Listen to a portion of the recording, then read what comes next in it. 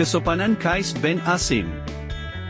Ada orang bertanya kepada Ahnaf bin Qais, dari siapakah saudara mempelajari sifat kesopanan? Maka dia menjawab, saya belajar dari Qais bin Asim. Lalu dia pun menceritakan suatu kisah bagaimana besarnya sifat kesopanan yang ada pada gurunya Qais bin Asim. Ceritanya, pada suatu hari saya melihat Qais sedang duduk di halaman rumahnya sambil tali pinggang pengikat sarung pedangnya dililit dari lututnya ke belakang, iaitu berpeluk lutut. Ketika dia sedang berbual dengan kaum kerabatnya, tiba-tiba sekumpulan orang ramai telah datang kepadanya.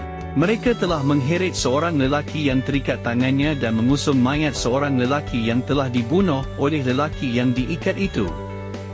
Lalu mereka berkata kepada Qais, "Hai Qais, anak muda ini ialah anak saudara Tuan. Dia telah membunuh anak kandung Tuan. Kedua-duanya telah berada di hadapan Tuan sekarang." Demi Allah, saya lihat Qais sedikit pun tidak berganjak dari tempat duduknya dan tidak pula menghentikan percakapannya itu. Dia hanya berpaling kepada anak saudaranya yang telah membunuh anaknya itu sambil berkata, "Hai anak saudaraku, engkau telah berdosa kepada Allah.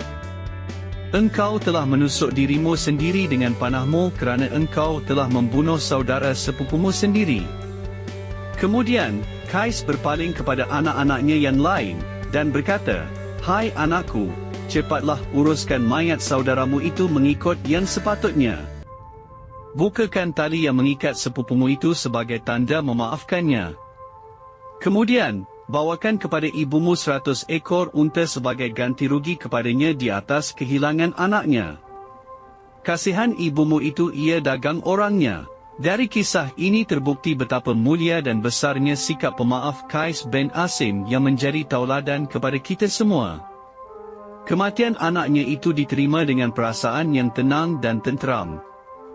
Dia tidak sedikit pun terharu walaupun ditimpa oleh musibah yang berat, sehingga perbuatannya tetap diteruskan tanpa menghuraikan tali pinggang yang mengikat lututnya.